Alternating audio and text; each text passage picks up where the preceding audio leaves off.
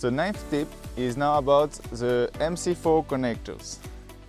These connectors are the one of the pump and also of the solar panel.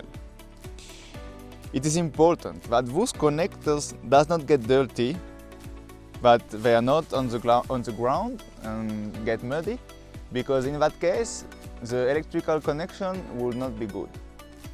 So if you are going to disconnect the cables, you can then fix them to the pump or to something else, so they are not touching the ground. And if you are installing the sunlight pump on a concrete floor, also be careful that the MC4 are not lying on the ground, because if someone walks on it, they also could break, especially the male connector.